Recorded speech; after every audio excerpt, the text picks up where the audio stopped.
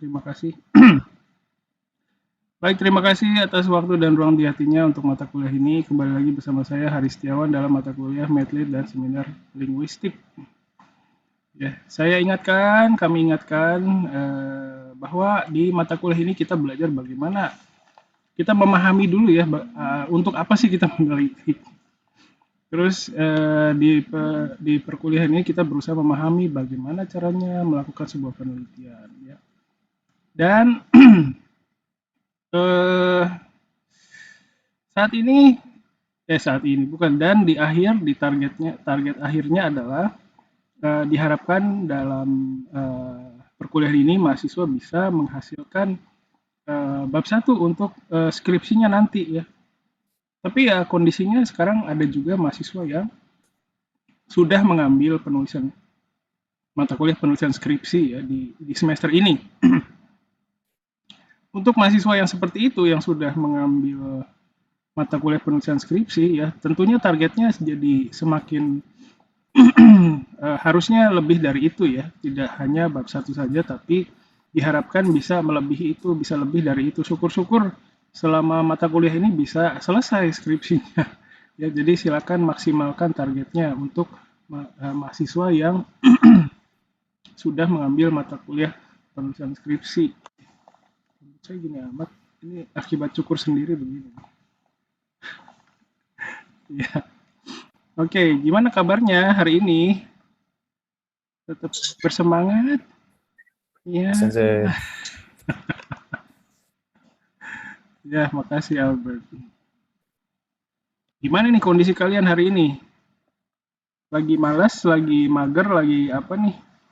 Mager Sensei. Sama. Mager Sensei. Bingung. Jujur. Saya sedang mengkonsumsi apa ini namanya ya? Kacang ya. Dalamnya kacang. Bukan pil, kalau pil kan nggak ada isinya. Sukro Sensei. Nah itu sukro ya.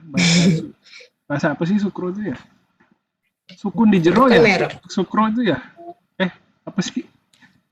Saya juga nggak tahu. Sukronya merek macan. Ya. Tes. Suaranya kedengeran nggak? Punyanya. Tadi saya yang tes mic sebenarnya. Saya yang tes mic. Oke, siap. Ya. Jadi dalam mata kuliah ini juga sebenarnya saya nggak tahu ya kondisi kalian seperti apa, tapi mungkin di saat sekarang itu ada juga mahasiswa yang sebenarnya nggak mau di posisi kalian sekarang gitu ya, harus meneliti, harus menulis skripsi gitu ya. Ada yang ini nggak apa namanya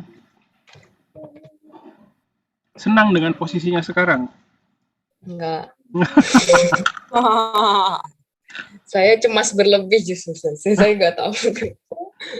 Lemes. Sama-sama. Sampai sakit. Ya sakit ya. Santai. Ya memang bikin ini ya, menguras waktu dan tenaga, menguras pikiran juga paling berat itu ya. Waktu dulu saya nulis skripsi itu tahun 1900 bukan 1900 2000 dari 2003 berarti ya 2002 lah saya mulai nulis skripsi saya itu dulu tentang Wakamonokotoba ya dulu seperti itu. Terus kalau baca lagi sekarang skripsi saya itu ya Allah apa yang telah Anda lakukan gitu, saya pengen bilang begitu ya. Jadi saya juga dulu ya bukan berarti sudah menulis skripsi dengan baik, bukan ya, enggak. Jadi kadang saya mengelola mata kuliah Medlit dan seminar itu ya bercermin ke saya yang dulu juga ya. Lu nyuruh mahasiswa gitu, emang lu dulu bener gitu kan. Jadi kadang ya ada ini juga ya apa seperti itu gitu. Ada ya sedikit konflik batin lah ya. Assalamualaikum. Waalaikumsalam yang lagi viral. Ya, Ampun Mas Viral. Itu Ampun Mas Viral. itu kan dimunculin di itunya ini JF ya, akhirnya ada tuh. Ini Pak Arya, ilustrasinya dibahas sama ahli dari JF. Udah sensei. Cie. Ampun mantap. Mas Viral. Iya. Ampun Viral. Kenapa Pak? Wajahnya sih nggak muncul Aryanya Pak. Namanya ilustrasinya yang dibahas itu Ari Sensei nanya. Iya. Karena udah viral mau berhenti aja katanya Pak. Bercanda. Buat apa skripsi saya udah viral? Waduh, belagu. Langsung belagu. Bercanda. Oh, nggak luar. Itu buatan saya sendiri. Oh ya. Ya. Yang marah ya. Bercanda. Ya. Jadi seperti yang saya tadi ceritakan, jadi kadang kalau kuliah Medlit ini juga saya bercermin ya ke saya yang dulu ya. Dulu waktu nulis tuh saya juga nggak ngerti kenapa saya harus nulis itu gitu ya. Kenapa saya harus intinya ya saya mau lulus jadi saya harus nulis skripsi gitu. Intinya itu, pahamnya itu ya yang paling berkesan. Tapi apa makna penelitian saya itu saya nggak paham dulu. Intinya tentang Wakamono Kotoba zaman 2003 itu penelitian mengenai itu memang belum ada sih, belum banyak ya. Belum ada kayaknya. Ya dulu nggak ada Google Scholar juga ya, nggak bisa mastiin. Tapi di skripsi sampai tahun segitu tuh belum ada di tempat saya belajar. Jadi mungkin ya itu maknanya ya, ada yang menjelaskan mengenai Wakamono Kotoba di tahun itu gitu. Tapi ya saya nggak begitu ngerasain sih apa sih makna penelitian saya gitu. Jadi kadang apa ya? Saya pikir itu juga berpengaruh ya ke motivasi kita gitu. Apa sih makna penelitian kita tuh buat dunia ini gitu. Emang ada yang baca ntar gitu kan ya. Tapi ya gitu deh. Tapi berdasarkan pengalaman saya makanya bertekad ya di Medlit ini saya berharap bisa bekerja sama dengan kalian ya bareng-bareng menemukan maknanya gitu ya. Menemukan kenapa sih penelitian ini harus ada gitu. Kenapa sih penelitian ini harus dilakukan gitu. Jadi menemukan makna penelitian yang kalian akan lakukan itu sangat penting ya karena nanti berpengaruh ke motivasi ya. Gitu. Sip, Michael Gabriel sakit tapi tetap harus kerja, sabar ya. Hati-hati mendung hujan. Sip. Ya. Terus beberapa minggu lalu sampai minggu kemarin itu kita sudah mendengarkan presentasi dari temennya ya. Mercy udah cerita, udah presentasi, Meli udah, terus Alisa, Alika, Lutfia, Arya udah cerita. Nah hari ini ada nggak yang udah siap? Kadang kalau presentasi itu kan ada tekanan gitu ya. Saya juga paham sih, ngerti. Makanya saya selalu berusaha membuat situasi di kuliah ini tuh nggak terlalu apa gitu. Saya juga nggak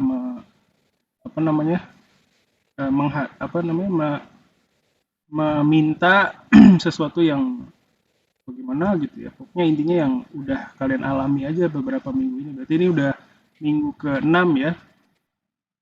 Ada yang siap hari ini? Silakan. Belum ada. Kenapa tuh kira-kira? Jadi saya berharap sebenarnya nggak harus penelitian ya. Jadi mohon jangan salah paham. Presentasi di sini dimaksudkan adalah pertama boleh mempresentasikan rencana penelitiannya. Rencana mau nulis skripsi tentang apa sih gitu ya. Boleh seperti itu. Tapi kalian juga boleh mempresentasikan apa yang sudah kalian pelajari selama ini ya, penelitian apa yang sudah kalian baca ya. Itu bisa juga mempresentasikan itu. Kenapa harus ada presentasi? Karena dengan melakukan presentasi itu sebelumnya kan berarti ada persiapan ya. Entah persiapannya seperti apa, tapi persiapan itu akan jauh lebih terstruktur kalau cuman diminta bilang apa, ceritain dong udah ngapain aja gitu. Itu beda. Switch-nya itu beda. Karena ada perbedaan seperti itu, diharapkan mahasiswa itu punya momen dia itu menyusun ulang kembali apa yang sudah dilakukan. Kalau bahasa Jepangnya itu seirisuru ya, menata ulang apa saja yang sudah diraih ya. Yang diraih itu maksudnya dipelajari gitu ya, dikonsumsi selama beberapa minggu ini gitu. Nah, diharapkan dengan proses itu, momen itu ya, momen presentasi, itu mahasiswa bisa menyusun ulang kembali apa saja yang sudah dilakukan, dan ketika dalam prosesnya itu kadang kita tuh menemukan sendiri jalan yang selama ini kita tidak temukan gitu. Saya juga pernah mengalami itu ya. Ketika saya ditanya sama sensei saya dulu ya, gimana perkembangannya? Oh gini sensei, saya sudah melakukan ini, terus ini apa, membaca judulnya ini judulnya A, judulnya B, judulnya C.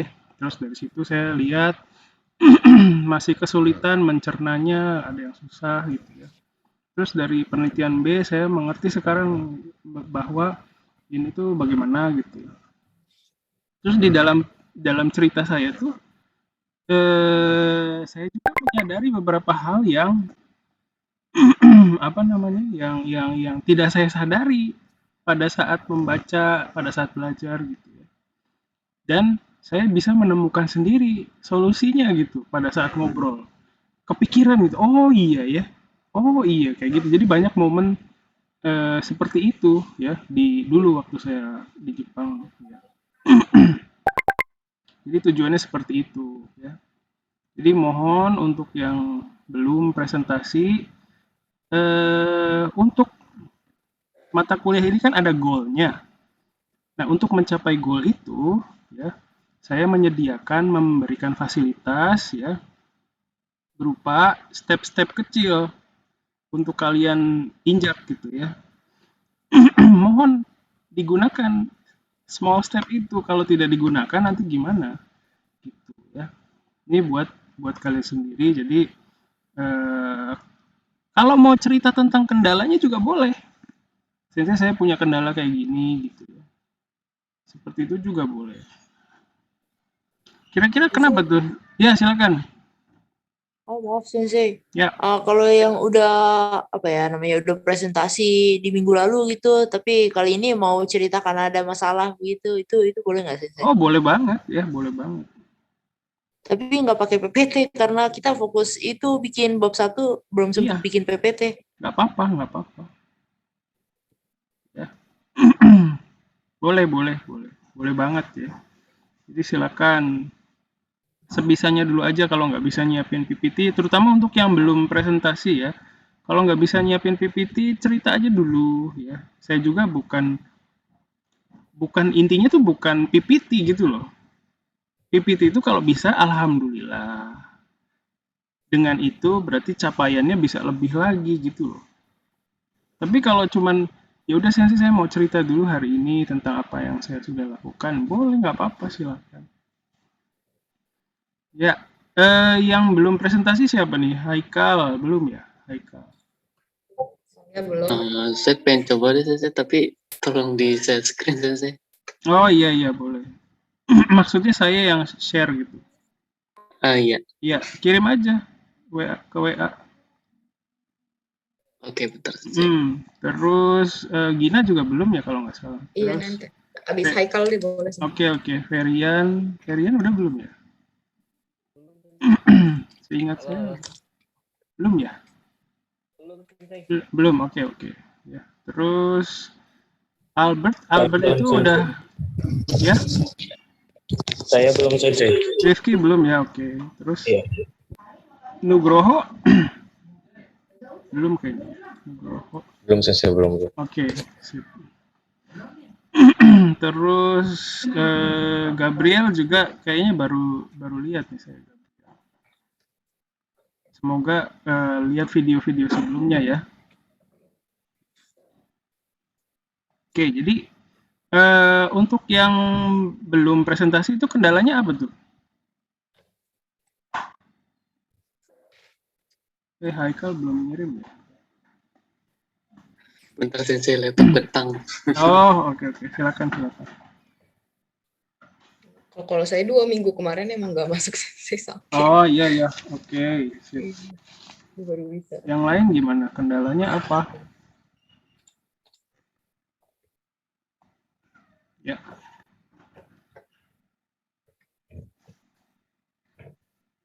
Karena belum baca atau gimana tuh? Atau belum gimana tuh? Oh, kerja, jarang di rumah. Oke. Ya. Tapi ya harus diusahakan ya, Rifki ya. Nanti soalnya kalau kita menunda sekarang, kalau masalah mata kuliah ini, itu asal kalian memenuhi istilahnya tugas-tugas ada gitu ya, terus ikut UTS, UAS, itu bisa lulus gitu. Gak apa-apa, saya sih ikhlas-ikhlas aja. Cuman, ya, makasih Rifki. Makasih ya Gabriel juga selalu lihat ya, makasih banyak. Gak apa-apa, kayak gitu ya. Tapi mohon diusahakan juga perkembangan rencana skripsinya ya. Karena kalau ditunda nanti kalau kita menunda sekarang itu nanti terus tertunda. Itu saya sudah melihat dalam 3 tahun ini karena baru ngajar lagi kan saya 2018. Itu melihat yang menunda tuh ya terus menunda akhirnya gitu ya. Jadi mohon usahakan ya, semaksimal mungkin. Kalau bingung sensei, bingungnya nggak tahu kenapa gitu misalnya. Kalian bisa mulai cerita dulu dengan minatnya kemana gitu ya. Jadi kalau tidak ada input dari kalian, kalian tidak mengeluarkan output gitu ya, itu saya juga sulit membantunya. Gitu. Ya, jadi mohon silakan diusahakan. Paling nggak minatnya dulu aja, minatnya mau ngapain gitu ya, bisa cerita. Terus udah baca apa, udah unduh apa misalnya, tapi belum dibaca sensei, ya nggak apa-apa. Bisa cerita dulu judulnya apa aja yang udah diunduh gitu ya. Bisa cerita judulnya apa saja. Ya, Gabriel masih stuck. Ya, semua kayaknya begitu ya, stuck. Jadi tidak sendiri ya kalian itu. Gabriel nggak sendiri, semua juga stuck. Saya juga stuck ya. Saya itu ke Jepang 2000, yang kedua itu 2014 sampai 2018 itu saya ikut program S3, belajar lagi. Tapi saya nggak selesai. Disertasinya udah ada sih nulis sampai berapa, 140 sekitar halaman berapa gitu, 140-an kalau nggak salah. Udah nulis, cuman nggak selesai. Jadi kalau kasarnya ya, saya drop out S3-nya. Kalau di bahasa Jepang tuh ada istilah yang lebih cantik lagi, nggak drop out. Namanya Manki Taigaku. Ya. Tapi judulnya Taigaku juga sih. Jadi memang sulit ya. Manki itu ini udah memenuhi ini periode belajarnya ya.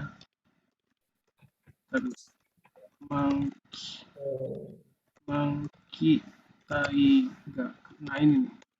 Manki Taigaku. Jadi periode belajarnya sih saya udah selesaikan, tapi nggak selesai sampai nulis gitu. Nulis disertasinya nggak bisa disubmit. Ya seperti itu. Jadi lebih kalau dalam bahasa Jepang tuh kelihatan lebih apa ya? Nggak kayaknya masih indah gitu ya. Manki Taigaku. Tapi intinya drop out. Jadi saya mau bilang bahwa di level manapun ya itu pasti ada namanya stuck itu ya. Dan setelah melihat-lihat lagi ke belakang, saya melihat kekurangan saya yaitu komunikasi ya. Komunikasi dengan dosen pembimbing ya, komunikasi dengan dosen-dosen yang lain yang berkaitan ya. Jadi Jadi saya belajar dari situ bahwa untuk skripsi, untuk penelitian itu komunikasi itu sangat penting. Ketika kalian sudah tidak bisa mengungkapkan unek-unek kalian, nah itu repot itu. Kan nanti dipegang sendiri kan biasanya ya. Mau cerita ke siapa? Ke teman juga lagi pusing dia, gitu kan. Betul. Jadi dipegang sendiri terus ya lama-lama udah stuck aja sendiri gitu. Kayak di mata kuliah ini saya tuh berharap nggak perlu takut sama presentasi. Aduh, gue besok harus presentasi gimana ya gitu ya. Atau apalagi apalagi yang kalian khawatirkan gitu kan biasanya ada. Saya berharap di mata kuliah ini tuh kalian bisa ngobrol apa adanya ya, terus bisa menceritakan kenapa stuck gitu kira-kira ya. Kadang dengan berpikir sebabnya ya, itu juga kita melakukan apa ya, bersih-bersih lah gitu ya, bersih-bersih di dalam kepala kita. Terus setelah ngobrol menceritakan sebabnya, terus tiba-tiba muncul pencerahan misalnya ya, ide gitu. Itu kadang ada seperti itu. Tapi kita harus bisa dulu keluarin gitu unek-uneknya. Ya, bisa ngobrol, bisa ngeluarin biar saya juga dapat input ya dari kalian, dapat feedback ya. Berdasarkan feedback itu nanti saya beli, kan ada aksi ada reaksi begitu ya. Selama ini juga saya selalu teristilahnya kadang kalau ada ide itu munculnya ya setelah dapat cerita dari kalian gitu. Ya. Kayak ceritanya Mercy, setelah awal-awal tuh saya nggak paham Mercy itu, oh ya intinya mengenai kata ganti orang pertama gitu, Jibung, tapi mau gimana nih arahnya gitu.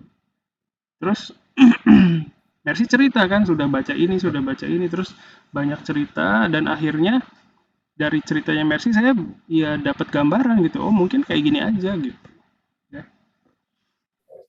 Punya siapa lagi tuh kemarin sama ya yang lain teman-temannya juga, kita saling memberikan apa memberikan stimulus sugesti atau apa, rangsangan gitu ya. Jadi biar harus ada seperti itu. Oke. Gimana Haikal, sudah kirim? Belum bisa ya? Belum, Sensei, masih not responding. Oke. Gini aja duluan, Sensei, nggak apa-apa, Sensei. Gimana yang lain? Bisa, Gina? Saya dulu. Oke. Boleh. Silakan. Udah bisa share screen. Bisa. Udah kelihatan belum? Udah. Oke, Assalamualaikum warahmatullahi wabarakatuh. Waalaikumsalam. Hari ini saya mau menjelaskan atau ingin cerita sedikit soal perjalanan saya dalam menulis skripsi. Ini suara kedengeran kan? Kedengeran. Halo? Oh ya, oke. Sip. Pokoknya mulai dari kenapa saya mengambil, apa yang saya teliti, terus kenapa mengambil, terus sama penelitian relevannya itu saya ngambil dari mana. Oke.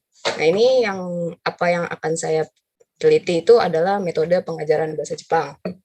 Itu di mana kalau misalkan kita sebagai calon pengajar atau pokoknya yang mengajar bahasa Jepang itu harus tahu inti dari apa yang mau kita sampaikan sebagai guru itu seperti apa. Nah biasanya ada teorinya tuh biasanya untuk metode pengajaran bahasa Jepang. Nah, di kali ini untuk di penelitian saya kali ini metode pengajaran bahasa Jepangnya lebih ke nama metodenya itu natural approach. Di mana natural approach itu kita nggak pakai bahasa ibu untuk mengajar bahasa Jepang, melainkan menggunakan bahasa Jepang itu sendiri. Nah, yang pengen saya tahu hasilnya, hasil pengajaran ini efektif nggak? Apakah berhasil tidak untuk target yang saya teliti ini? Dan seberapa efektif metode tersebut? Kering itu saya, maaf. Terus apa lagi ya? Nah, habis itu saya dari apa yang saya teliti ini, saya punya metode ada penelitian relevan yang saya ambil. Yang pertama ini ada buku Approach and Methods in Language Teaching. Nah, ini menjelaskan, pokoknya menurut saya sejauh ini buku ini yang menjelaskan berbagai macam metode pengajaran bahasa terlengkap lah, dari berbagai macam ahli bahasa, linguis dan lain-lain. Cuman kalau ini dia emang spesifik, di buku ini spesifik menjelaskan bahasa Inggris yang diajarkan di benua Eropa ataupun di Amerika. Nah, terus ini ada yang buku yang kedua ini metodologi pembelajaran keterampilan bahasa Jepang. Nah, ini spesifik untuk bahasa Jepang sendiri yang dibuat sama Bapak Sujianto. Ini kalau nggak salah dosen UPI. Tolong koreksi kalau saya salah. Soalnya pas cari-cari jurnal atau buku di Google Scholar soal pengajaran bahasa Jepang, beliau banyak munculnya. Dan di bukunya itu emang dijelasin dari awal sampai akhir, dari permulaannya gimana memulai sebagai pengajar, terus dijabarin persiapannya bagaimana, tujuan mengajarnya tuh apa, dan dilihat juga dari POV si calon pembelajar kita. Nah, terus ide dari mana nih? Saya sendiri kenapa mau memulai penelitian ini? Nah, sejujurnya ini pertama kali saya dapat ide karena ambil mata kuliah pilihan Nihongo Kyojuho.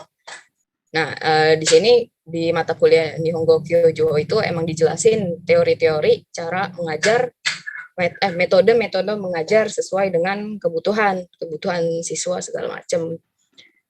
Nah, ini kan ada lanjutannya nih, Nihongo praktik bahasa Jepang 1. Nah, di praktik bahasa Jepang 1 ini baru kita mulai observasi ke kelas-kelas. Kayak gitu. Nah, sebelum dapat mata kuliah ini, saya sendiri nggak tahu kalau ada berbagai pendekatan supaya kita bisa mencapai pembelajaran dengan baik sesuai dengan kemampuan si muridnya itu. Jadi kita nggak pernah jadi saya sendiri nggak pernah tahu sebelumnya itu kalau ada yang namanya teori dalam suatu pengajaran. Nah, terus yang kedua, ini keluhan pribadi, entah dari SD, SMP, SMA, belajar bahasa itu biasanya targetnya cuman yang di benak kita adalah hanya lulus ujian saja. Jadi kemampuan berkomunikasi bahasa asing itu nggak pernah dijalankan oleh si pengajar selama pengalaman saya. Tapi saya pribadi juga pernah mendapatkan pengalaman yang bagus dalam belajar bahasa asing. Waktu itu saya belajar bahasa Jerman di sekolah. Hari pertama guru saya di SMA itu dia pakai full bahasa Jerman yang mana kita semua nggak ngerti lah orang pertama kali belajar kan. Tapi di situ saya jadi paham, maksudnya oh jadi ini emang tujuannya emang kita harus mengerti dulu meskipun kita dari nol. Tapi si guru itu berusaha semaksimal mungkin supaya kita tahu. Nah, di situ si guru saya itu pakai namanya metode pendekatannya TPR, Total Physical Response. Jadi dia lebih banyak pakai gerakan badan untuk untuk mengajarkan bahasa. Dan kalau menurut saya pribadi itu lebih mudah dipahami dibandingkan kita ngafalin kosakata di kamus yang ini artinya ini artinya ini. Karena kan ditunjukkan langsung secara visual. Ya, kurang lebih seperti itu. Oke, sudah. Ijo des. Sekian. Ya, terima kasih. Saya kering mulut saya. Ya, Sensei, terima kasih. Minum dulu ya, saya ambil minum dulu ya, Sensei. Silakan. Silakan komentar dari teman-temannya gimana penelitian seperti itu. Kira-kira yang jadi kendala apa tuh kalau kalian kalau ngebayangin ngelakuin penelitian yang sama, kira-kira apa masalahnya itu? Masalah. Saya ada masalah sendiri, Sensei. Oh gitu. Tapi belum ada penelitian, kalau di Unsada belum ada penelitian semacam ini katanya. Ya, karena sampai ada referensi. kurikulum sebelum dari- kurikulum 2017 itu kan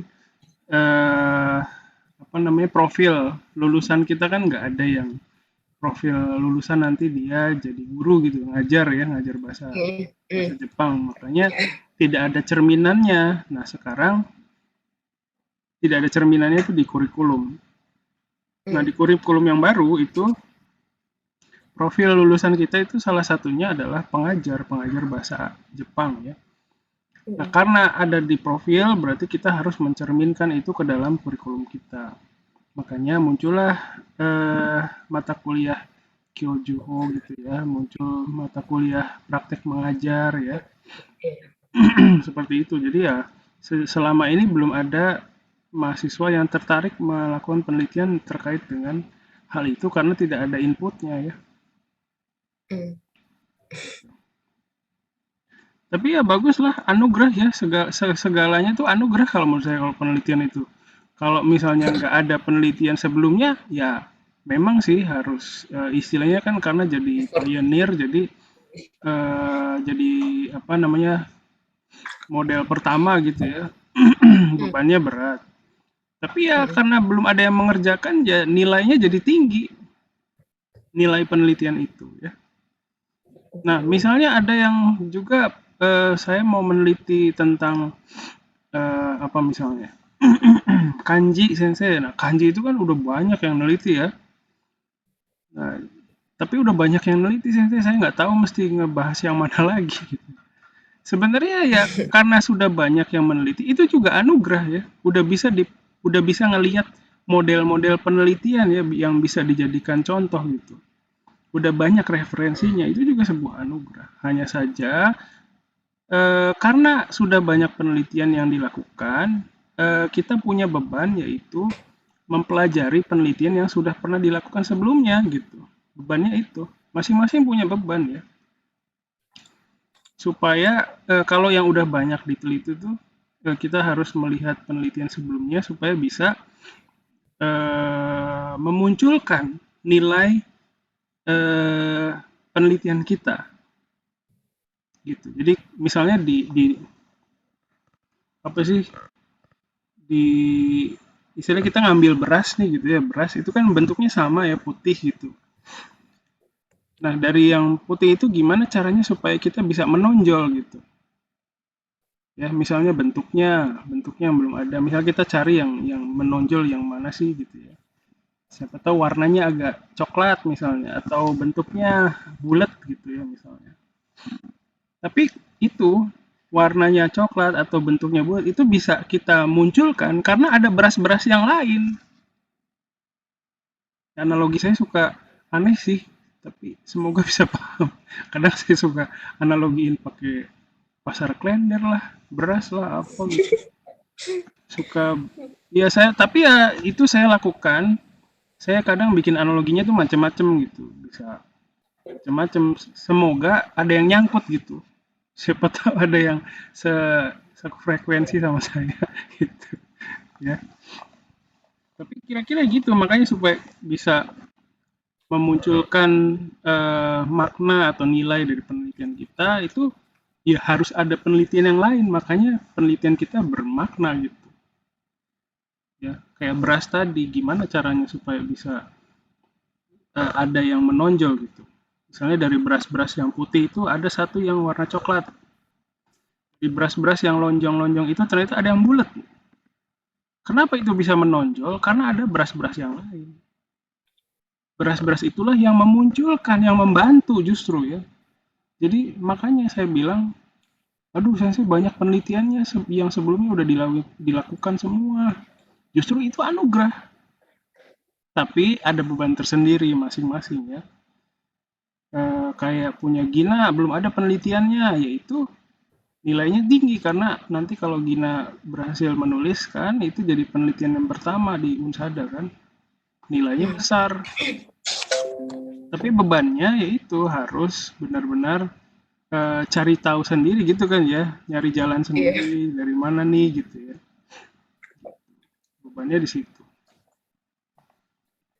Masing-masing punya beban ya. Oke, makasih Gina. Ada tanggapan dari teman-temannya mungkin? Silakan. apa yang kalian pikirin aja, nggak apa-apa, keluarin aja. Ya, oke, jadi Saya ya nggak. kalau kepikiran semua, Hmm, maaf nih sih. Saya silakan. kalau kepikiran itu begini, kalau Gina kan Hmm. kasusnya berarti gimana ya? Kayak belum ada penelitian di sebelumnya dan harus bikin dari Dari- awal. Iya. Heeh. Itu susahnya ya saya juga awalnya kebayang begitu, tapi saya justru kepikiran kembali ke saya punya maaf ya, jadinya balik ke saya punya itu Mm-mm. penelitian karena ternyata justru kebalikannya. Kalau Gina sama sekali nggak ada penelitian di yang sebelumnya, di penelitian yang saya cari ternyata saya ketemu apa ya, jurnal yang udah menjawab hampir semua pertanyaan yang saya tanya begitu. Yang saya bingungin ternyata udah kejawab semua, bagaimana ya? Jadi di jurnal yang kemarin saya cerita ke Sensei itu saya kan udah baca dan dia udah menceritakan mengenai apa ya, secara historical itu di zaman Meiji, di zaman Edo sampai sekarang itu bagaimana penggunaannya dan itu dari kamus itu bagaimana artinya, udah dijelasin semua. Wah, udah dong, selesai dong Sensei. Enggak lah, belum. Oh gitu Sensei. Lah ya iya, kemarin kan udah kasih tahu. Masih bingung. Iya sih Sensei, tapi gini, kemarin kan saya belum baca, ternyata Hmm. lebih gimana ya? Lebih menjadikan deh Sensei deh. Kan itu tentang generalisasi Jibung kan. Iya sih. Iya, tapi kan belum tahu Jibung di dalam konteks bahasa tertentu tuh gimana dipakainya, kan belum ada penelitian yang kayak gitu. Ada nggak?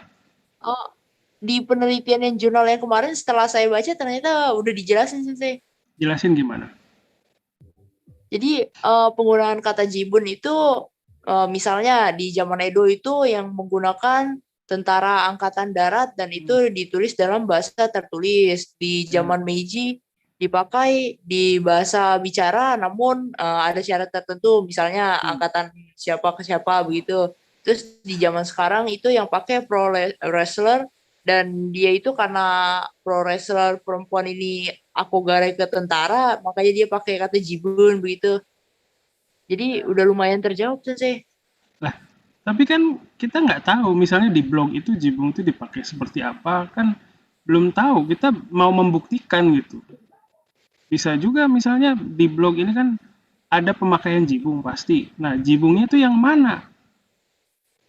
Nanti di akhir penelitian kita tuh bisa menyimpulkan bahwa penggunaan kata jibung dalam blog berbahasa Jepang itu kebanyakan jibung yang menunjukkan makna sendiri misalnya. Jadi nggak perlu fokus ke jibung yang menunjuk ke kata ganti pertama saya gitu.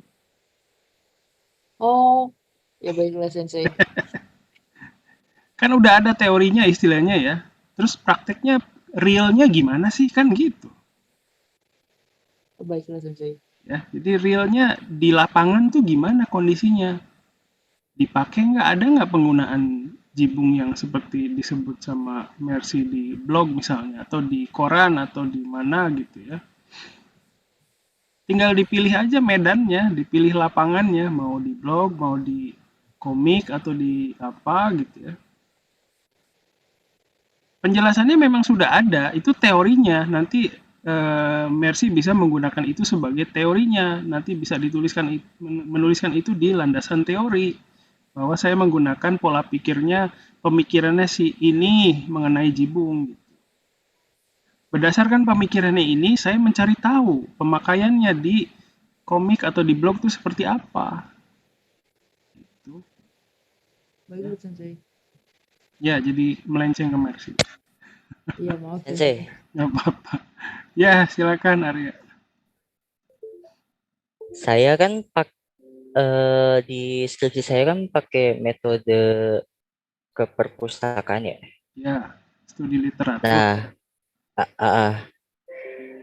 eh, nanti misalkan pas ditanya sidang skripsi, alasan kamu memakai ini, apa metode ini, apa ya? Nah itu dari kemarin saya mikir-mikir apa ya. Soalnya saya nemu metode itu cuma pas, oh ini kayaknya cocok nih. Oke, ambil aja dah. Saya saya Ya. masih mikir-mikir soal itu tuh ya. Ya, Mungkin saya ada dari sensei ada saran mungkin. ya, studi literatur tuh intinya ya mempelajari penelitian yang sudah ada yang berkaitan dengan tema yang kita pilih gitu. Semua melakukan studi literatur, Gina juga melakukan studi literatur, Mercy juga, Ferian juga, semua melakukan studi literatur. Pada dasarnya kita melakukan studi literatur, ya kan? Kan baca Iya. kan?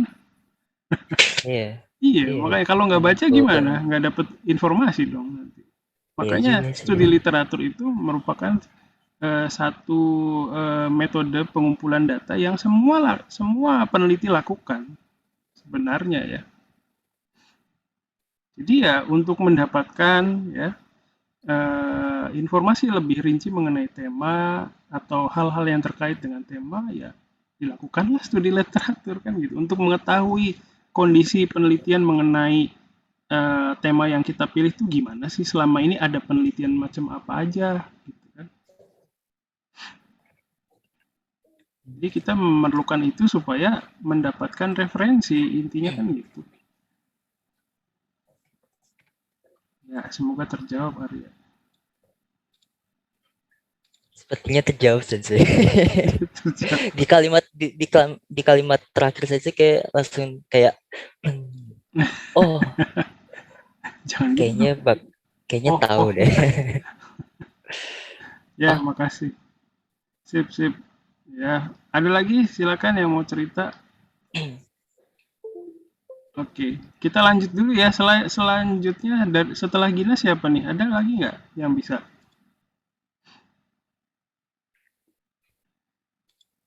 Saya udah saya kirim ke sensei. Oke, sebentar. Ya, silakan. Oke, Assalamualaikum warahmatullahi wabarakatuh. Konnichiwa minasan.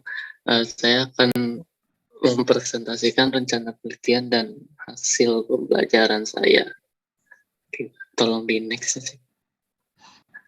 Ya, rencananya sih saya mau nyusun dan revisi bab 1 yang udah dikoreksi sama Harsen plus sama dosen pembimbing satu saya.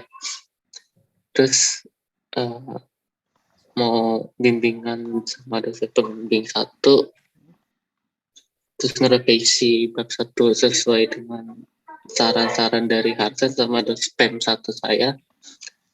Terus nyusun bab-bab selanjutnya. Ini next lagi sih. Hasil pembelajarannya alhamdulillah bab 1 selesai meskipun banyak salahnya.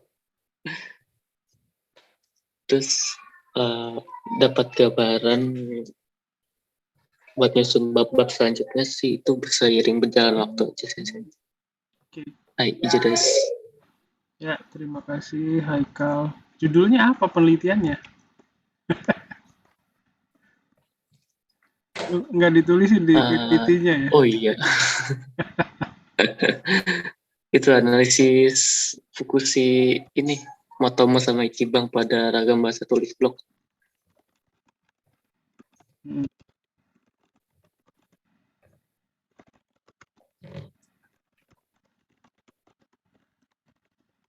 Ini ya. Saya tulis di chat tuh begitu ya. Iya. Ya, oke. Ya, jadi apa namanya? Mungkin sebenarnya saya pengen tahu juga Haikal udah baca penelitian yang judulnya apa aja gitu ya. Mungkin kalian nanti untuk referensi buat teman-temannya ya. Waktu presentasi itu kalian bisa copy paste aja judul apa penelitian yang udah pernah dibaca gitu ya, dicantumin di situ. Jadi biar saya bisa dapat masukan, oh selama ini udah mahasiswa ini sudah membaca ini dan ada misalnya mau rencana mau baca ini gitu, itu juga boleh ya. Misalnya saya udah unduh 10 PDF Sensei penelitian. Saya sudah baca 2, yang saya sudah baca judulnya ini, ditulis oleh siapa, tahun berapa. Terus yang mulai nanti dari sekarang saya akan pelajari itu sisanya 8. Judulnya apa, ditulis sama siapa, tahun berapa gitu ya. Jadi biar saya juga dapat input, oh gitu, apa namanya, judul-judulnya gitu ya. Oke, Penelitian sih saya udah baca 2 ya. Oke, ya, nah, lain kali kalau itu buat Haikal juga, buat teman-temannya ya, silakan dicantumin aja, udah belajar ini, saya udah baca ini, tapi yang sebelah sini tuh belum dibaca, tapi rencananya akan dibaca gitu ya. Oke. Terus kendalanya sekarang apa tuh? Masih stuck sih buat ngerevisi yang salah-salahnya itu yang udah dikoreksi sama Arsen. Sama mau minta masukan lagi dari Dospem 1. Oh, Dospem 1-nya siapa? Andi Irma Sensei. Andi Irma Sensei, ya, oke. Iya. Dospem 2-nya? Dospem 2-nya juga Arya Sensei. Oke, sip. Iyalah. Mantap. Ya, jadi apa namanya? Terus kalau untuk seperti Haikal ya sudah ada dosen pembimbingnya, terus mau konsultasi ke saya juga nggak apa-apa, silakan. Tadi pagi juga ada, saya bikin sesi konsultasi juga tuh tadi pagi. Tapi malah penelitian budaya, mahasiswa nanya ke saya. Tapi ya alhamdulillah dari sesi itu walaupun saya nggak ngerti penelitian budaya, tapi dari hasil ngobrol itu ya mahasiswa bisa dapat apa gitu, katanya sih ya dapat ini, saya tercerahkan katanya sih gitu bilangnya. Ya semoga benar ya. Silakan. Oke, makasih Haikal ya. Nanti kalau ada bingung-bingung lagi boleh. Kalau nggak ngerti apa yang saya omongin di bab satunya ngobrol aja ya. Oke.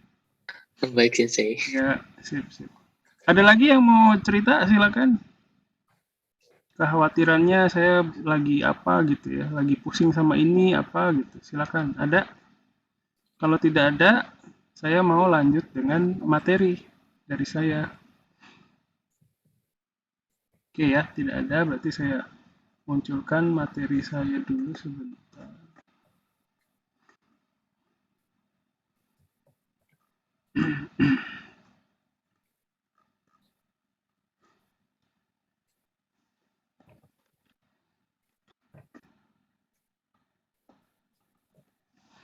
Ya, mungkin dulu pernah ya di pertemuan pertama kayaknya. Contohnya ini misalnya, penelitian adalah ya, ini sudah pernah kita bicarakan di pertemuan pertama. Intinya kita nyari masalah, terus kita coba menyelesaikan masalah itu gitu ya. Terus penelitian juga upaya mencari kebenaran akan sesuatu ya. Misalnya kemarin itu apa namanya, Mercy misalnya ya, udah ada penelitian mengenai jibung ya sebagai dai ichi ninsho, kata ganti orang pertama ya. Sudah dicontohkan ada di pemakaian di sini gitu ya.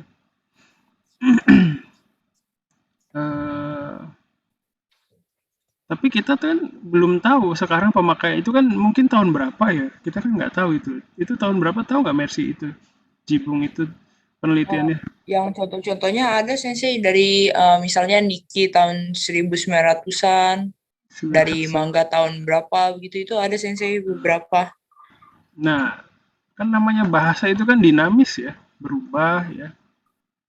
Jadi siapa tahu pemakaiannya sekarang beda, kan kita nggak tahu. Jadi mencari kebenaran, benar nggak sekarang, masih ada nggak sih? Benar nggak sih jibung itu digunakan sebagai kata ganti orang pertama? Dulu memang ada begitu, sekarang masih dipakai nggak sih, kan gitu ya. Sama seperti itu. Terus pengertian apa namanya? Kan intinya mencari solusi ya.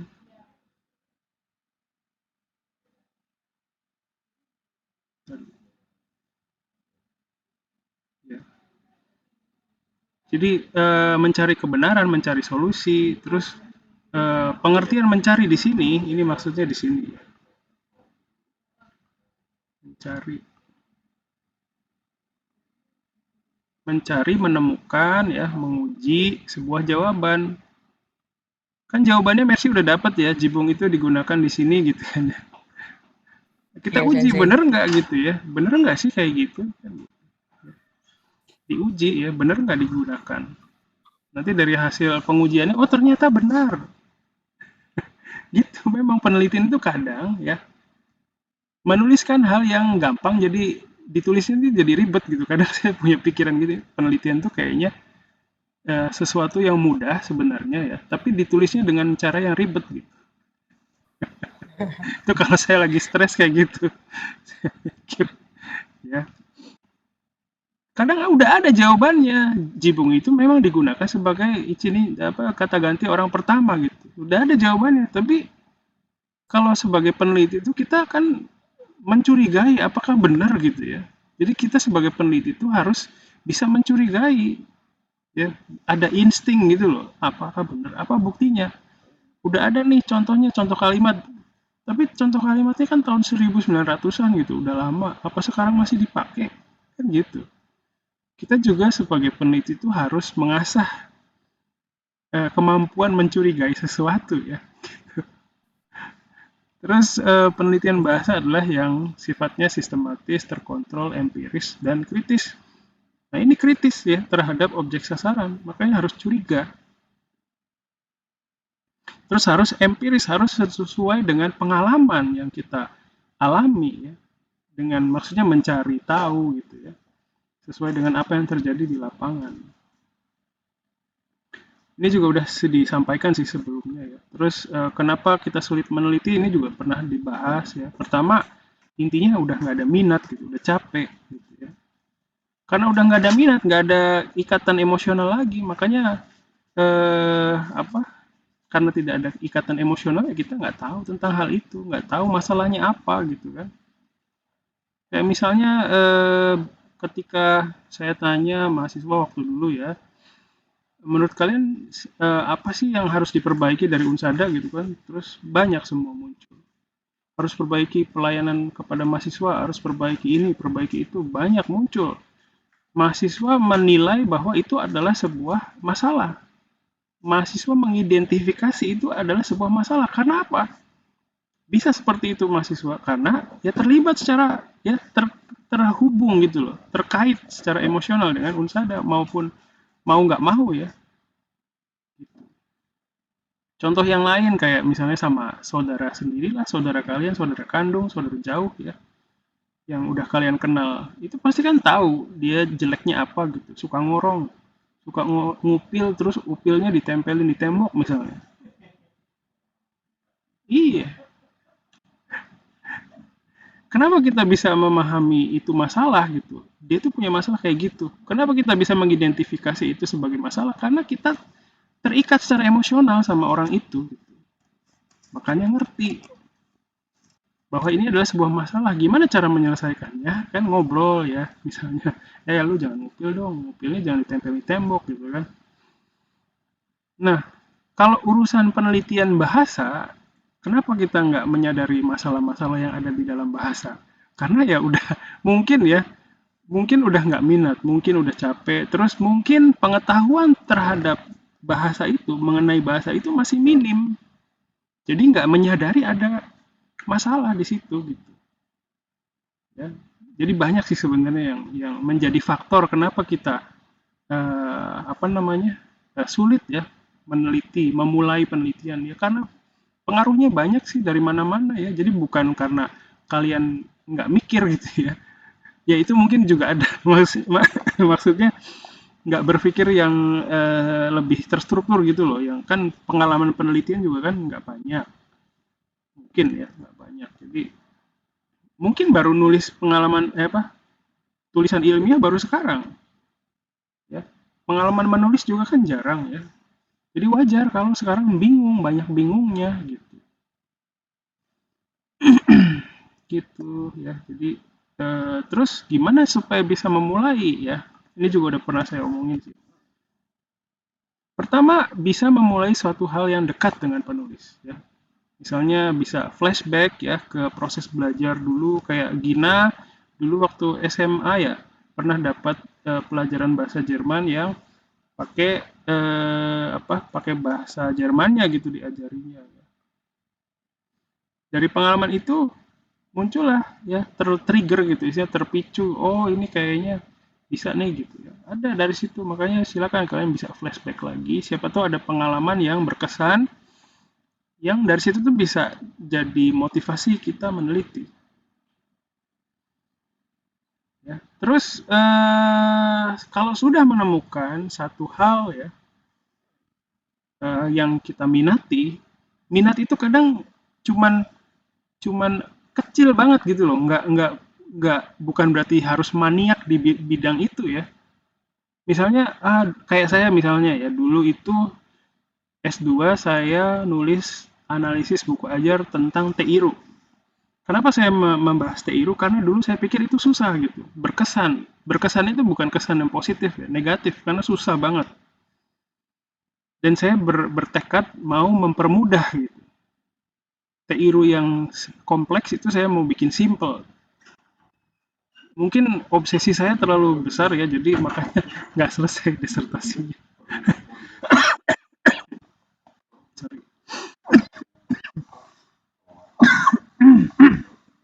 Makan kacang nih kayaknya. Makan kacang nggak bagi-bagi ya. Oke. Jadi bisa flashback ya ke zaman dulu kita belajar. Terus kalau udah menemukan satu titik ya, satu yang diminati, kayak misalnya Haikal, Motomo, sama Ichiban, itu silakan melakukan studi literatur, membaca penelitian yang sudah ada sebelumnya yang terkait dengan tema yang sama. Terus memetakan gitu ya. Udah ada penelitian ini, udah ada penelitian ini, udah ada penelitian ini gitu ya. Jadi bisa dari situ saya yakin ada cahaya, secercah cahaya yang lain gitu ya.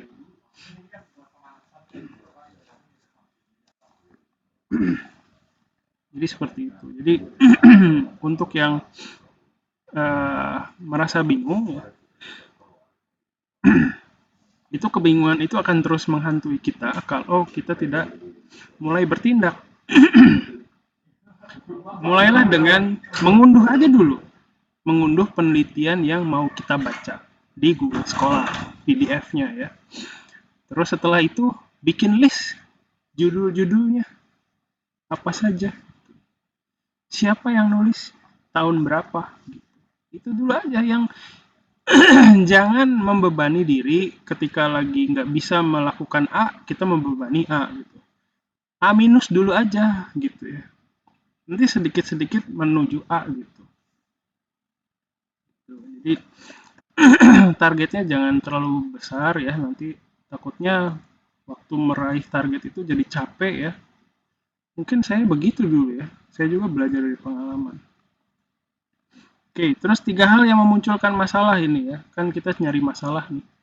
Pertama adalah ada informasi yang mengakibatkan munculnya kesenjangan dalam pengetahuan kita. Contohnya ada kelas malam, namanya Rivaldo. Rivaldo mau membahas tentang kata sumimasen yang yang punya makna berterima kasih. Sejauh ini Rivaldo taunya sumimasen itu minta maaf. Tapi setelah baca skripsi punya senpainya, di situ senpainya bilang, saya meneliti tentang sumimasen loh dalam blog. Nah, dari hasilnya saya menemukan pemakaian sumimasen itu tujuannya untuk pertama minta maaf, kedua memanggil, ketiga apa, keempat apa, dan kelima berterima kasih. Di situ Rivaldo merasakan terkejut. Oh, ada ini ya ternyata gitu. Emang gimana sih? Nah, dari situ makanya Rivaldo mau meneliti mengenai sumimasen yang maknanya berterima kasih. Gitu. Mau cari tahu lebih dalam lagi kan gitu. Di senpainya udah ada tapi belum maksimal karena di situ senpainya membahas secara keseluruhan. Gitu. Rivaldo memahaminya sebelum baca skripsi senpainya, taunya sumimasen itu minta maaf. Tapi setelah baca skripsi sampelnya, ternyata ada juga sumimasen yang artinya berterima kasih. Di situ muncullah ada gap ya. Sebelumnya taunya gimana, sekarang taunya ada beda lagi gitu loh. Di situ muncul gap atau kesenjangan dalam pengetahuan. Itu juga bisa dijadikan penelitian ya. Muncul masalah di situ. Terus ada juga yang memunculkan masalah ini nomor 2. Ada hasil-hasil penelitian yang bertentangan. Si A bilang begini, si B bilangnya beda lagi. Jadi makanya saya sebagai C akan melanjutkan, mencari tahu mana yang benar gitu kan. Terus ada suatu kenyataan, kita bermaksud menjelaskan melalui penelitian. Nah, kenyataan itu seperti Rivaldo juga sih ceritanya tadi. Atau Mercy yang tahu bahwa ada kenyataan bahwa jibung itu digunakan sebagai Daiichi Ninsho atau kata ganti orang pertama. Kita mau membeberkan itu gitu.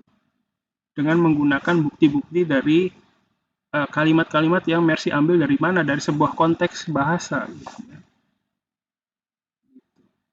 Saya pikir Mercy minggu ini udah cerah ya, ternyata mendung lagi. Oke, nggak apa-apa. Kadang ya begitu.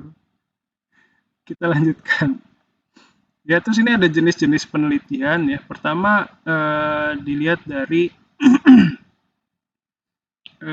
dari datanya ya. Jadi ada kualitatif dan jenis penelitian kuantitatif. Nah, biasanya kalau kuantitatif itu berkaitan dengan kuantitas. Berarti intinya datanya harus jumlah data ini mempengaruhi hasil. Ya, nah, kalau kualitatif ini jumlah data tidak mempengaruhi hasil, tapi jadi intinya data 1, 2, 3 biji pun bisa jadi penelitian kualitatif asal si data itu berkualitas. Gitu intinya ya. Gampangnya ya, kalau baca ini kan kayaknya teori itu susah ya. Tapi kadang saya terlalu menggampangkan jadi malah mungkin ada juga yang nggak paham. Mohon kalau ada yang nggak paham itu bukan berarti ini ya. Kadang penjelasan saya juga nggak bisa masuk gitu. Nggak bisa berarti bisa diterima semua orang. Jadi kalau nggak paham, jangan terlalu menyalahkan diri sendiri. Bilang aja saya nggak paham sensei gitu, ya. Karena saya memahami bahwa persepsi orang kan beda-beda ya. Sekarang persepsinya misalnya Gina lagi sakit nih, kan persepsinya mungkin penerimaan informasinya jadi berkurang, gitu, kualitasnya. Gitu. Ya, jadi kuantitatif itu banyak banyak dipengaruhi oleh jumlah data. Semakin banyak data, semakin bisa kesimpulannya semakin valid ya. Kalau kualitatif itu bergantung ke kualitas datanya. Datanya berkualitas enggak? Bukan masalah jumlahnya. Makanya kalian kan bikin penelitiannya sejauh ini sebagian besar kualitatif ya. Kalau muncul pertanyaan berapa responden yang harus saya kumpulkan sensei, nah itu repot. Kalau kita memunculkan angka, kita harus mencari tahu kenapa angka itu muncul gitu. Makanya jangan memunculkan angka. Ya, kita mainnya pakai main timeline. Ini udah pernah saya ceritain juga sih. Kalian nulis skripsi waktunya 6 bulan. Dalam 6 bulan itu kan nggak mungkin 6 bulan terus-terusan bab 1 kan. Nggak mungkin 6 bulan terus-terusan nyari data. Dibikin alokasi waktu gitu ya. 1 bulan untuk bab 1, 1 bulan untuk bab 2, 1 bulan untuk bab 3. Nah, di bab 3 itu kan 1 bulan, berarti 1 minggu untuk pencarian data, 1 minggu untuk manajemen data, memilah-milah gitu ya. Terus minggu ketiga analisis, dan minggu keempat menjabarkan hasil analisis. Gitu. Jadi dari timeline itu, dari alokasi waktu itu ya, dari waktu yang sudah ditentukan, saya mendapatkan data sekian. Tapi dalam proses analisisnya ternyata tidak bisa dianalisis semua karena waktunya terbatas gitu.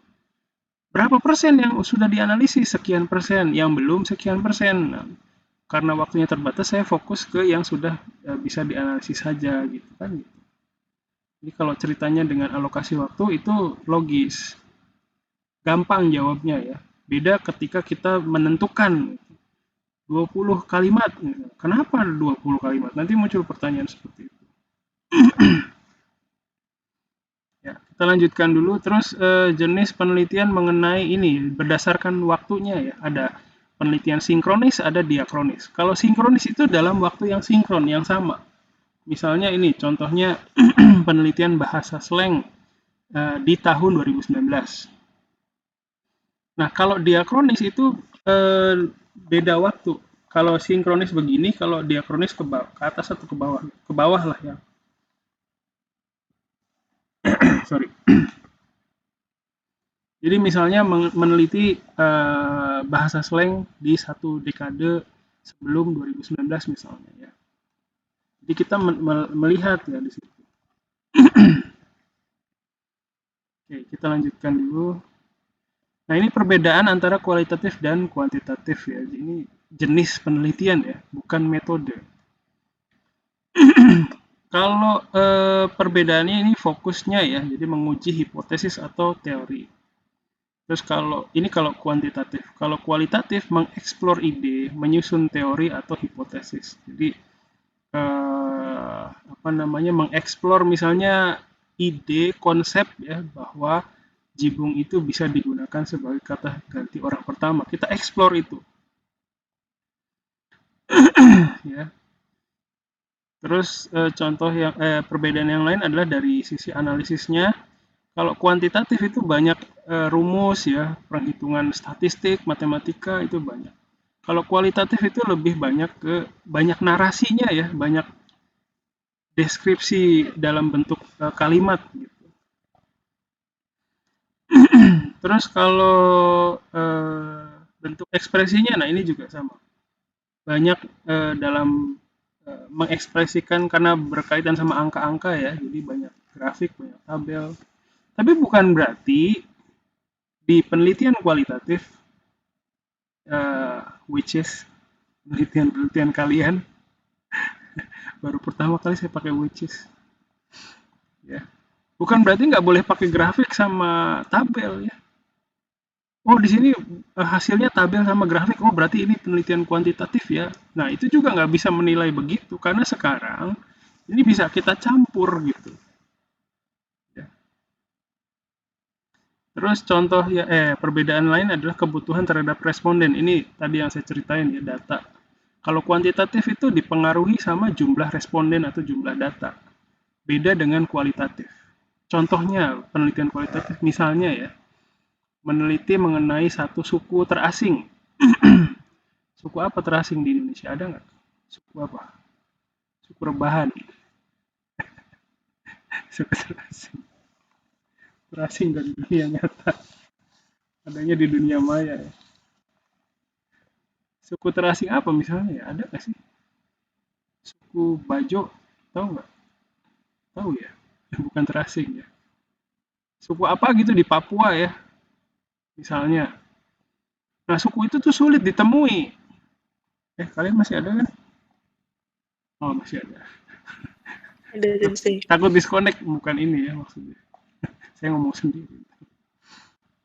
Misalnya suku itu sulit ditemui, tapi berkat terus saya mau neliti tentang suku terasing di Papua ya. Terus saya bingung gimana nih cari datanya gitu ya. Terus saya tanya ya udah deh saya ke perwakilan provinsi Papua deh di Jakarta, ada nggak ya?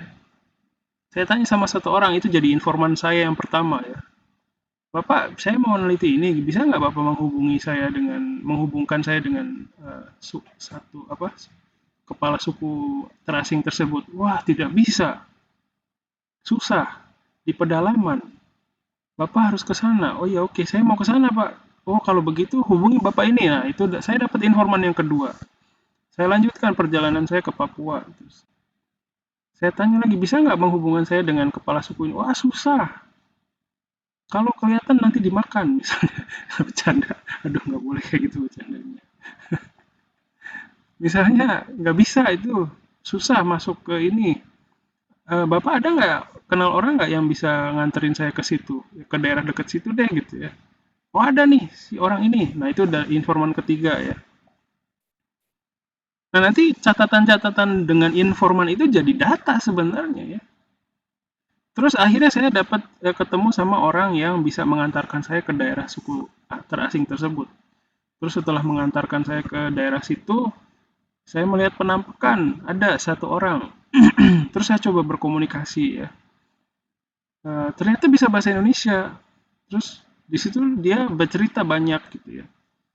Kehidupannya sehari-hari kayak gimana, terus makanannya apa, terus ya hal yang bisa diceritakan, misalnya ya sampai situ doang, misalnya hidupnya gimana, cara hidupnya ya. Nah, saya nggak bisa punya akses lagi ke anggota suku yang lain. Jadi data saya tuh cuman dari satu itu doang. Dan itu bisa dijadikan penelitian. Karena datanya walaupun dari satu responden, tapi berkualitas. Ya. Terus kalau dari perbedaan dari jenis pertanyaan, kalau bikin angket ya, pertanyaannya itu tertutup, jawabannya biasanya pakai ABC gitu ya, atau tidak, ya tidak gitu ya, benar salah gitu. Beda dengan kualitatif yang biasanya pertanyaannya terbuka. Menurut Anda, gimana menurut Anda mengenai masalah ini? Misalnya kan jawabannya bisa macam-macam ya. Itu namanya pertanyaan terbuka seperti itu. Apa pendapat Anda misalnya gitu? Itu juga pertanyaan terbuka. Terus kata kuncinya, ini perbedaan kata kuncinya ya. Kalau kuantitatif itu pengukuran, pengujian, karena dia mengukur ya, menguji objektivitas. Terus hasil yang konsisten. Hasil yang konsisten ini maksudnya kalau diujikan ke data atau responden yang lain, hasilnya akan sama. Berbeda dengan kualitatif. Ini yang bikin penelitian kualitatif itu jadi banyak resikonya. Karena kita bisa menginterpretasikan data, setiap peneliti itu nggak akan sama. Makanya kita harus bisa menjabarkan karakteristik penelitian kita seperti apa sih. Misalnya kita tuh meneliti bahasa Jepang. Bahasa Jepang yang mana nih? Bahasa Jepang ragam tulisan dari di mana nih gitu. Jadi harus bisa menggambarkan itu dengan rinci supaya bisa membatasi, istilahnya membuat kesimpulan kita tuh berkarakter gitu. Mungkin gimana penjelasan saya? Bingung ya? Enggak, masih oke. Masih aman, Sensei. Masih aman, oke. Ya. Jadi seperti itu kualitatif itu ya. Resikonya misalnya contohnya yang tadi penelitian tentang suku terasing. Misalnya saya udah berhasil, terus saya bikin penelitian, hasilnya dari hasil penelitian saya menyebutkan suku terasing ini hidupnya seperti bla bla bla bla. Tapi ternyata ada orang lain yang berhasil kontak dengan salah satu anggota, dengan kepala sukunya misalnya, dan mendapatkan hasil yang berbeda misalnya. Kehidupan itu nggak kayak yang dibilang si Hari. Kehidupan itu kayak gini sebenarnya. Nah, itu akan seperti itu, bisa seperti itu gitu. Ya. Kita lanjutkan dulu ya. Terus, nah ini perbedaan metode pengumpulan data antara penelitian kualitatif dan kuantitatif. Tapi sekali lagi saya sampaikan, ingatkan bahwa misalnya ada penelitian yang menggunakan survei. Oh, berarti ini penelitian kuantitatif ya, Sensei ya. Nah, sekarang itu nggak bisa menilai segampang itu. Ini hanya gambaran saja. Misalnya penelitian kalian kualitatif, tapi menggunakan survei atau eksperimen atau observasi, itu nggak apa-apa. Penelitian kualitatif itu semakin banyak metode yang kalian gunakan untuk mendapatkan data ya, itu semakin bagus. Ya. Itu. Jadi misalnya kayak punya Gina kan berarti harus mengobservasi sebuah kelas kan ya. Terus setelah observasi, Gina kan mau tahu perasaan masing-masing muridnya atau perasaan gurunya ya. Nah, lakukan wawancara. Gitu. Pertama observasi dulu, terus wawancara. Terus aduh saya pengen tanya-tanya lebih banyak lagi nih, tapi dalam bentuk angket kan bisa juga ke muridnya ya. Terus perlu studi literatur juga kan ya. Gitu. Jadi sebenarnya sekarang itu udah ya memang ada perbedaan seperti ini, tapi sekarang udah bisa di mix gitu, bisa dicampur ya. Jadi nggak usah pusing. Ingat ya, jenis penelitiannya apa, metode pengumpulan datanya apa gitu. Ya,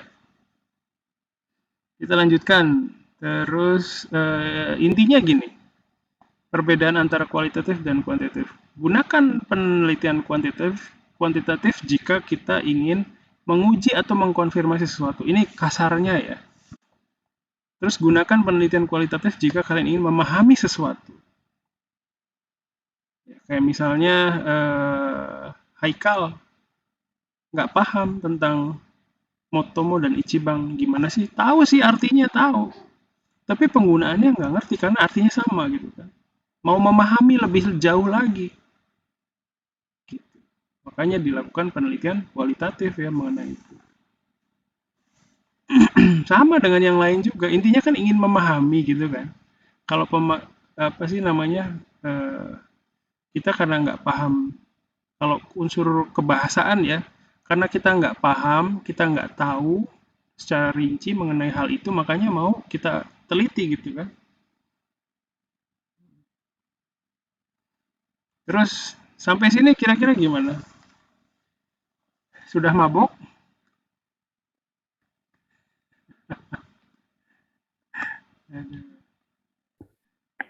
Masih tahan? Aman Sensei, belum Serius? gumoh. Udah gumoh? Oh belum? Belum Belum. gumoh. Ya,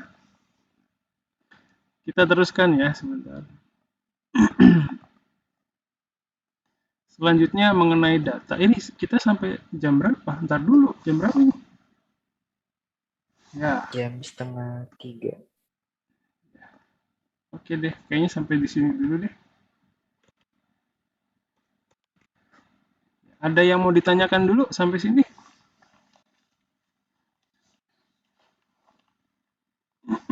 Berarti saya tuh pakai metode kualitatif Sensei. Ya, jenis penelitiannya kualitatif ya. Saya kan udah ngerti maksud dari bahasa Josego gitu. Mungkin yang nggak saya ngerti cuma di pengguna-penggunanya doang. Iya. Meskipun di deskripsi lain ada penjelasannya, itu nggak apa-apa sih berarti ya.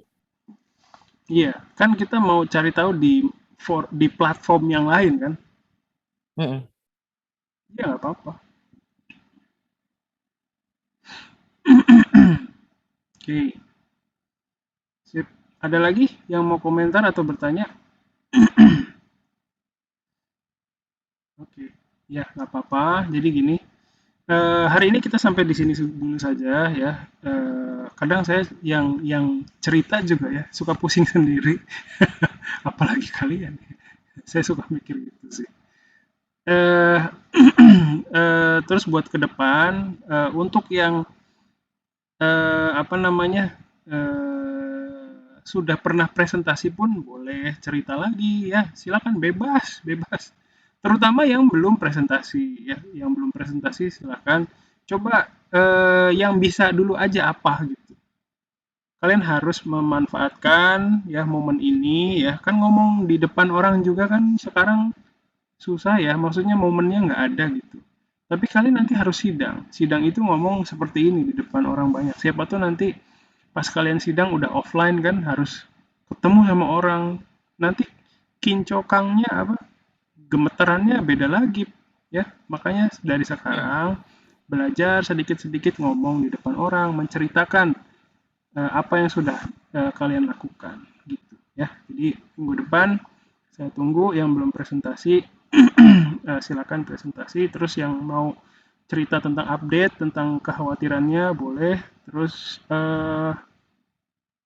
apa namanya minggu depan materinya kita lanjutkan ya. Itu saja.